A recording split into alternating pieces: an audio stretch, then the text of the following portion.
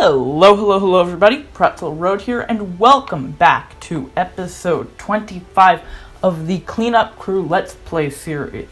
So, we are making a normal video today, which is apparently something that I do now, and episode 25 is kind of a milestone episode, because 25 is a nice round number, I guess. So, in honor of this being an episode with a nice round number associated with it, I'd like to do something a little bit different today. Now, this is not going to be a particularly exciting episode, but I think that the result will be exciting.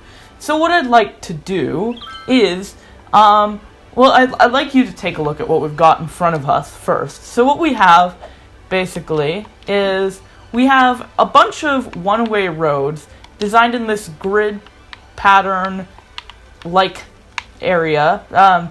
It's got a grid pattern, but it's a little bit broken up, you can see, by these lanes of bike paths, trees, and tram rail.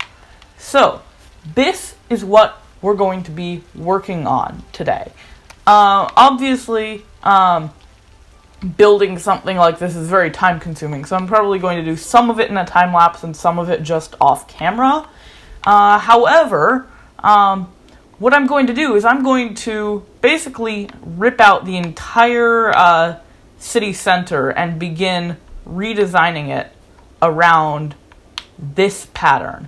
Hopefully this will work, and I'd like to take a look at some of the nice things that it allows us to do.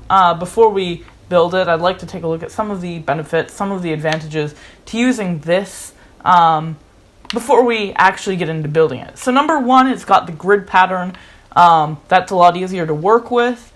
Number two, it's got these nice open areas in the middle, which we can use to we can use them for paths, which means more pedestrians. It'll open up the city a little bit, which means it's not quite as like shadowy and dark and stuff in the city. It will act as, except for the tram areas, the paths and trees. Obviously the trams produce noise pollution, but the paths and trees should create a nice barrier for residential areas. So when we so we can have commercial a little bit closer to residential. And I guess the other nice thing about this is that it's got this tram area built in. Obviously, we won't just have a bunch of these next to each other with trams in all of them. The trams will only be in some, and the rest will just look like this and have these two areas, have two bike path lanes crossing each other. And that'll allow us to take trams out into some of the less dense areas of the city. So those are some of the major benefits afforded to us by this design. Hopefully we'll be able to implement it just fine. We will also be moving this entire station here. All of our big transport hub stuff will be moved probably to the center of the street, and we'll just have the street move around it. I think that would be kind of a nice way to do this. And yeah, we'll also replace the street with something a little bit nicer, maybe. I don't know. We do actually, yeah, I do actually kind of like having our tram or monorail here. So we'll think about this a little bit as we go, but we'll at least be able to take some of the we'll at least be able to make the city around it look a bit nicer. So without further ado, let's destroy this faculty, because we definitely don't need that. But without further ado, I'm going to cut this, and we're going to move into a time lapse, which I might talk over. Alright, so the city that you see being built that will slowly begin to take shape especially towards the end of this and in the next section of the video, is definitely something I'd like to expand upon. You'll notice at the end, it doesn't go all the way out to the lake, which I think would be a nice expansion at some point, is to be able to get the downtown running all the way up to the lakeside and just having it end there. I think that makes enough sense to have an abrupt end to the city, as long as it's, because the downtown faces out along the lake. I think that would be kind of a nice view for it to have. This will also definitely be expanded outwards, but it's not going to be the entire city base. It's really meant to sort of be the downtown section only. So as the downtown needs to grow, I will continue to expand that into the areas around the city, and create new peripheries, so that we can have sort of a mix of differently structured suburban areas and these sort of block-based urban areas. So we'll probably, I'm thinking maybe at some point I'll try to do like an old town-ish type of area near the edge of the city. And outside of that, we'll continue to sort of go a little bit with the grid pattern. And the way I'm going to do that is I'm going to use the same type of design that I did for the suburban area, where I've got an overarching grid-like pattern, but then it doesn't feel nearly as rigid as the main downtown area. And we'll probably also do a little bit of, like, changing the shape of the city around our lakefront.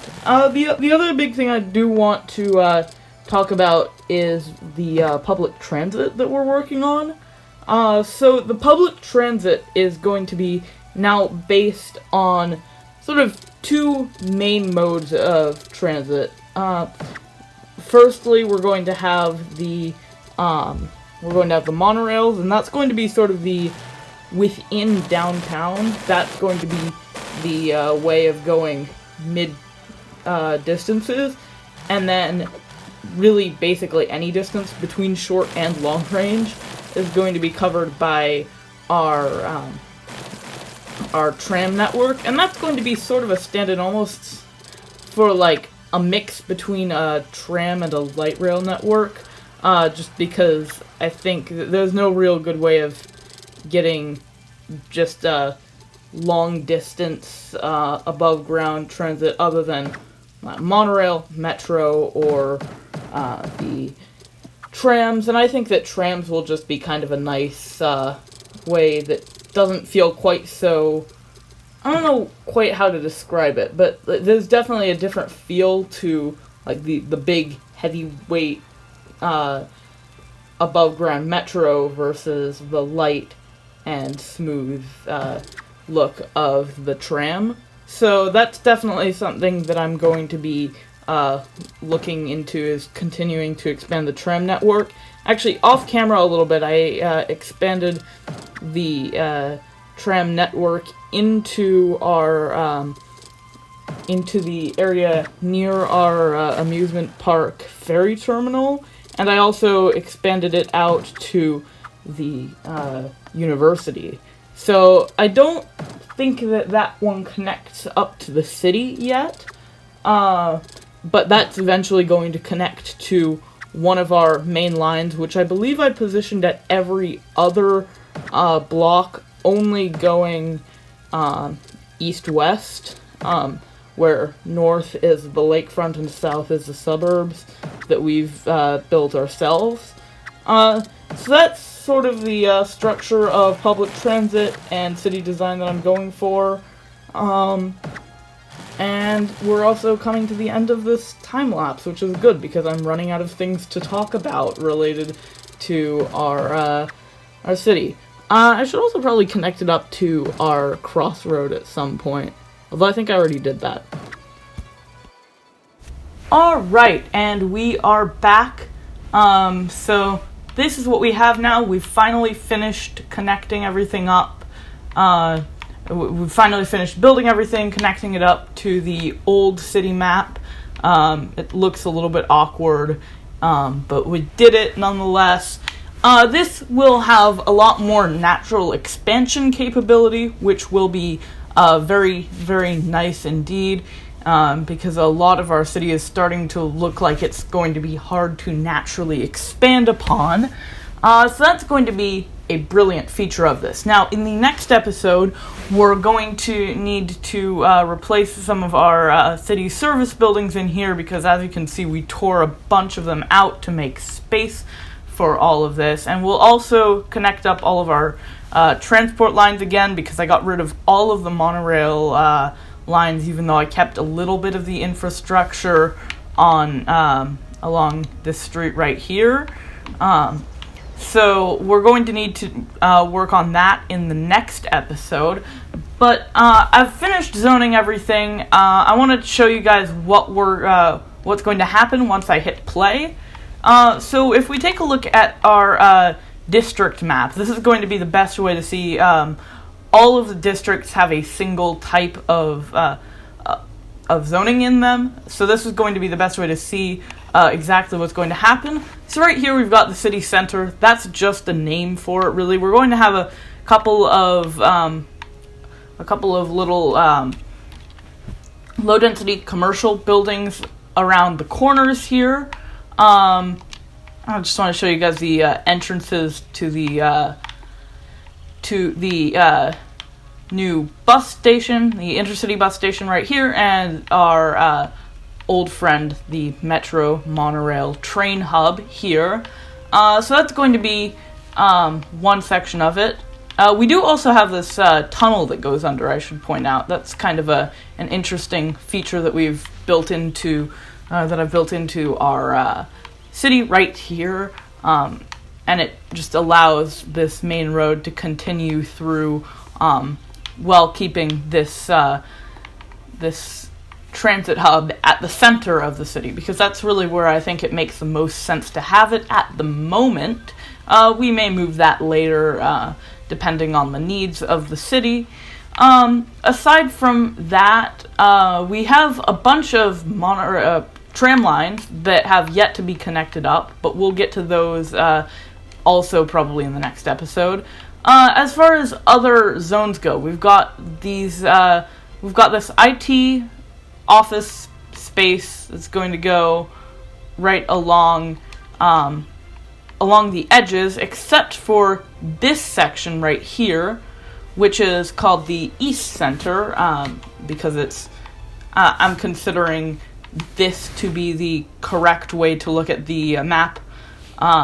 And so the East Center is east of the city center, and this is going to be where all of the tourism stuff is, so we're going to have tourism stuff being built there.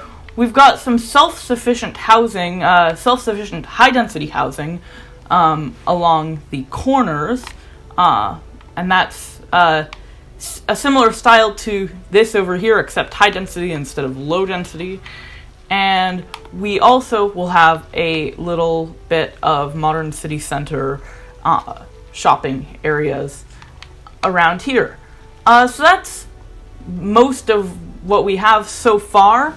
I look forward to seeing how we can expand upon this, but for now, I'm going to hit play, watch the population plummet, and then rocket back up again, and I'll make a time lapse of that, so that you guys can enjoy it. So I'll see you then. Alright, so that time-lapse didn't go nearly as well as planned, largely because I have large chunks of office space, which are considered to be fulfilling of the industrial demand. Unfortunately, that industrial demand is already more than covered by our farm area. It's just so incredibly massive that there was absolutely no point in building offices, so nobody built offices, which was kind of frustrating. I'm considering closing down some of the farm buildings, but I haven't actually done that because I'm worried a bit about cutting into profits. The other thing I would like to point out is the fact that while I was waiting for the city to develop and realizing the main problem with our growth in the downtown area, we did get what you're seeing behind my voice. The image right here is of the academic year report. I think about a year or so in game passed of me waiting for the city to develop. So we did have a couple of academic year reports, and we did level up to a recognized university, which is pretty cool. We added a significant number of students, and we got academic works. So yeah, just wanted to point that out. And if you enjoyed this episode, please leave it a like, share it with other people who you think might be interested, and subscribe to the YouTube channel if you haven't already. And until next time, have a nice day. Goodbye.